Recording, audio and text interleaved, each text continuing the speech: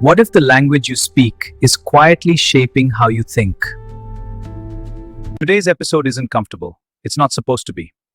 Because I'm joined by someone who has spent a lifetime questioning the very foundation of what we call English literature. Ngugi, welcome. Thank you, Qaiser. And I must say, a room with many languages already feels like resistance. Resistance and contradiction.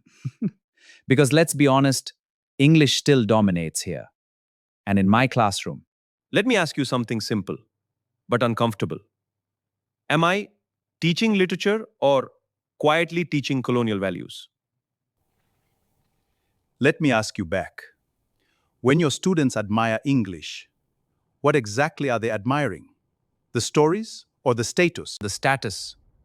Without saying it, they feel it.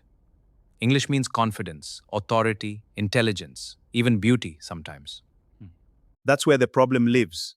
Not in the language, but in the hierarchy around it. A language becomes dangerous when it starts deciding who is smart and who is silent.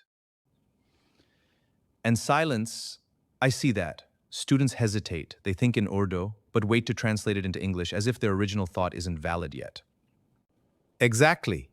That pause, that hesitation, that's not linguistic. That's psychological. That's colonization, still breathing. But here's the real-world pressure: jobs, interviews, mobility. English is survival. So what do I do? If I reduce its importance, am I helping them or hurting them? You don't reduce it. You reposition it. Let me put it simply. English should be a tool, not a throne. That's it. That's the line. A tool, not a throne. And your classroom should not feel like a ladder where students climb toward English. It should feel like a table where Urdu, Punjabi, English all sit together. A table, not a ladder. That completely flips the model. Exactly. Why must knowledge always travel toward English? Why not the other way? Yes, like why not translate African literature into Punjabi or bring Bulle Shah into global classrooms? That's how balance returns. Not by rejecting English, but by refusing to orbit around it. I noticed something in your novel, Wizard of the Crow. It doesn't sound like a Western novel. It feels different, more oral, more fluid. Was that intentional? Yeah, let me ask. Why should I think in English when I am not dreaming in English? That's powerful. When I write in Gikuyu, the rhythm changes, the metaphors change. Even silence changes. So no, I'm not trying to fit into the Western novel, I'm trying to stretch it. Stretch it or break it.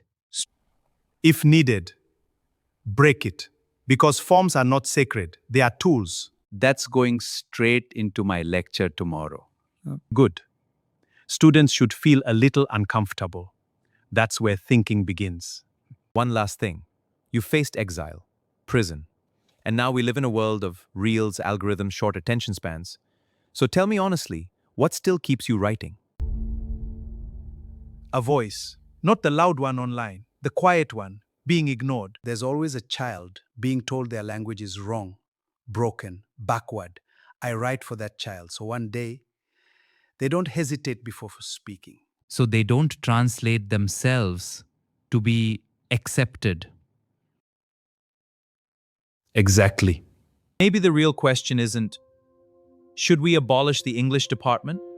Maybe it's, should we abolish the idea that one language defines intelligence? If this made you pause even for a second, you're already thinking differently. I'll see you next time. Peace.